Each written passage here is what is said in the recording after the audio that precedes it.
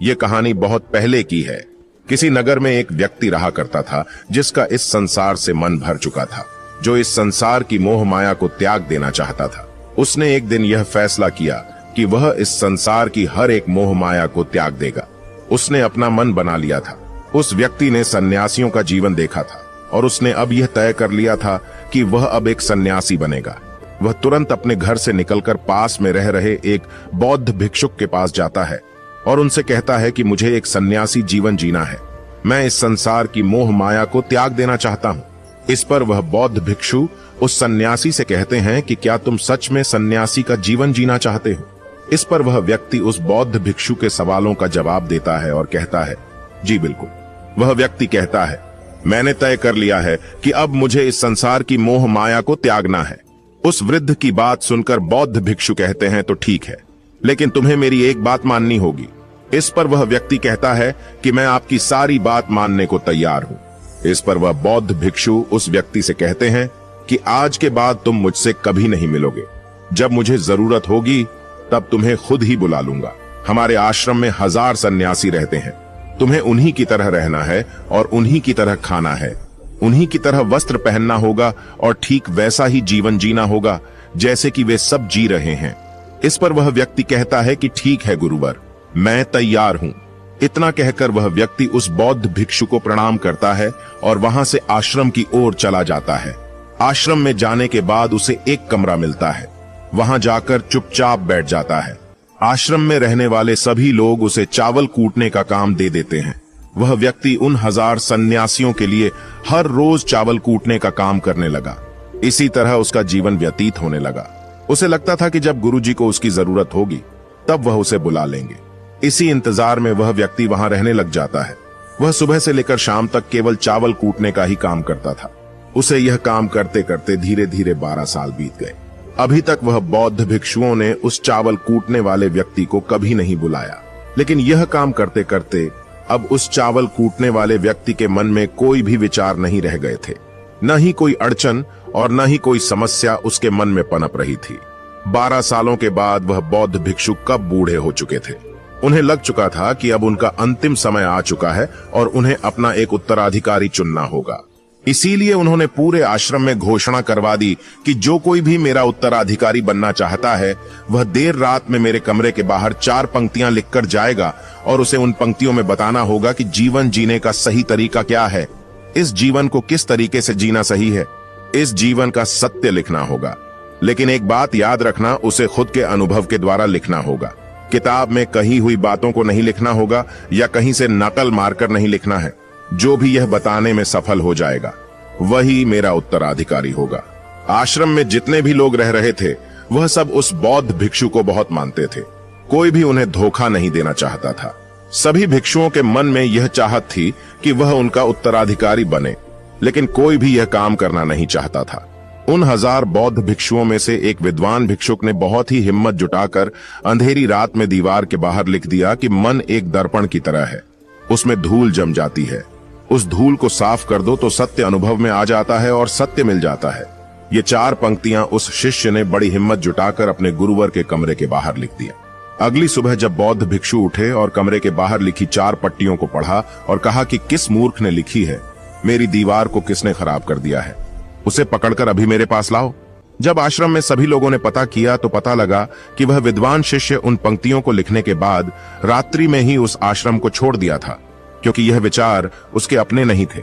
और विद्वान शिष्य ने जाते जाते अपने कुछ मित्रों से कह दिया था, सुबह अगर गुरुवर को मेरी कुछ 4 पंक्तियां पसंद आई तो वह लोग मुझे बता देंगे, और अगर इन 4 पंक्तियों को पढ़ने के बाद गुरुवर गुस्सा हो जाएं तो तुम सब मेरा पता उन्हें कभी भी मत बताना। आश्रम के सभी लोग चिंता में पड़ गए कि कितनी अच्छी पंक्तियां तो लिखी हैं उसमें, फिर भी गुरुवर नाराज क्यों हो गए। इतनी अच्छी बात तो लिखी थी उसने कि मां ने दर्पण की तरह है, अगर उसे साफ कर दिया जाए तो उसका प्रतिबिंब अस्पष्ट दिखने लगता है। वे सब कहते हैं, चलो देखते हैं कि गुरुवर को ऐसा उत्तराधिकारी कौन मिलेगा जो उनके सवालों का सही जवाब उस दीवार पर लिख सके। वह कौन होगा जिसके पास इससे भी विचार होंगे। कुछ लोग यह सब बातें उस चावल कूटने वाले व्यक्ति के कमरे के बाहर कर रहे थे। वह चावल कूटने वाला व्यक्ति पूरी बातें सुन लेता है और जोर जोर से हंसने लग जाता है। लोग उससे पूछते हैं, इसमें हंसने वाली बात क्या है, तुम्हें इसमें क्या गलत लगता है। वह चावल कूटने वाला व्यक्ति कहता है, गुरुवर, सही तो कह रहे हैं कि किस नासमझ ने यह सब लिखा है। इस पर वैसे लोग गुस्सा हो जाते हैं और उस चावल कूटने वाले से कहते हैं कि तुम्हें क्या पता, तुम तो 12 सालों से सिर्फ चावल कूटने का ही काम कर रहे हो। तुम्हें किस बात का ज्ञान है? न तो तुम्हें शास्त्रों का ज्ञान है और न ही गुरुदेव ने तुम्हें कभी ज्ञान दिया। अगर तुम्हें इतना ही ज्ञान है तो तुम ही क्यों नहीं अच्छे शब्द बता देते? वह व्यक्ति हंसते हुए कहता है कि ठीक है, मैं जरूर बता दूंगा, लेकिन इतने सालों से मैंने लिखने का अभ्यास नहीं किया हूं तो लिखना मैं भूल गया हूं। मैं बातों को जरूर बता दूंगा, लेकिन किसी को मेरी बातें लिखनी होगी। और यह भी याद रखना कि मुझे उत्तराधिकारी बनने का कोई भी शौक नहीं है। इस पर वैसे लोग कहते हैं तो ठीक है, क्या लिखना है बताओ? वह चावल कूटने वाला व्यक्ति कहता है तो लिखो जो मैं बता रहा हूं। कैसा दर्पण कैसी धूल, न कोई दर्पण न कोई धूल, जो इसे जान लेता है वह सत्य को प्राप्त हो जाता है। यह बात उस गुरुदेव के कानों में पड़ जाती है। आधी रात को वह गुरुदेव उस चावल कूटने वाले व्यक्ति के पास आते हैं और उससे कहते हैं कि तुम यहां से चले जाओ, वरना यहां पर रहने वाले आश्रम के सभी 1000 लोग तुम्हें छोड़ेंगे नहीं। यह जोगा ले लो, तुम मेरा उत्तराधिकारी बनना चाहो या न जाओ, इससे कोई फर्क नहीं पड़ता। तुम उत्तराधिकारी बनो या न बनो, लेकिन जो शब्द तुमने कहे थे वही शब्द बिल्कुल सत्य हैं और जीवन के अनुभव को दर्शाते हैं। इसलिए मन ही मन मैं तुम्हें अपना उत्तराधिकारी मान लिया हूं। और अगर यह बातें उन 1000 आश्रम वाले लोगों तक पहुंच जाएंगी तो वह सब तुमसे जलने लगेंगे और तुम्हें चोट पहुंचाएंगे। यह लोग बर्दाश्त नहीं कर पाएंगे। ये चावल कूटने वाले व्यक्ति उत्तराधिकारी कैसे बन सकता है? जिसे कभी ज्ञान नहीं, जिसने कभी शास्त्र पढ़ा ही नहीं, वह उत्तराधिकारी कैसे बन सकता है? वह भला कैसे सत्य को प्राप्त कर सकता है? और यहाँ पर शास्त्र जानने वाले सभी लोग सर पीटते रह जाएंगे। इसलिए तुम यहाँ से चले जाओ, कहीं और अपनी दुनिया बनाओ और वहां के लोगों को ज्ञान से भर दो। इस पर महात्मा बुद्ध ने भी अपने एक शिष्य से कहा था, जब तुम्हारे मन की सारे विचार शांत हो जाएं, तुम्हारे भीतर विचार आना बंद हो जाए, उस दिन से तुम्हें सत्य का अनुभव हो जाएगा। तुम सत्य का अनुभव करोगे, खुद को भी और इस ब्रह्मांड को भी समझ पाओगे। और यही बुद्धत्व प्राप्ति का पहला कदम है। मन को शांत करने का पहला तरीका जो बौद्ध ग्रंथों में बताया गया है वह खुद के विचारों पर करना।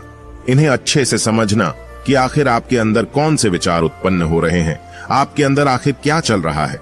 उन्हें अच्छी तरीके से और जागरूकता के साथ समझने की कोशिश करना, न कि अपने विचारों को दबाने की कोशिश करना। अगर आप अपने मन के विचारों को दबाने की कोशिश करते हैं तो यह गलत होगा, जिसकी वजह से मन और तेजी से भटकने लगेगा और बार बार भटकेगा। लेकिन जब भी आपको लगने लगे कि आपका मन बहुत तेजी से भटक रहा है तो तुरंत आप उस पर ध्यान देना शुरू कर दें। उसको जागरूकता के साथ देखें और अपने विचारों पर ध्यान दें। निरंतर प्रयासों के बाद आप पाएंगे कि आपके अंदर विचारों को जागरूक होकर देखने की एक आदत सी लग गई है।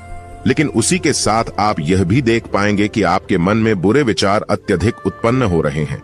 आपके मन में जो भी विचार उत्पन्न हो रहे हैं वह सकारात्मक भी हो सकते हैं और नकारात्मक भी।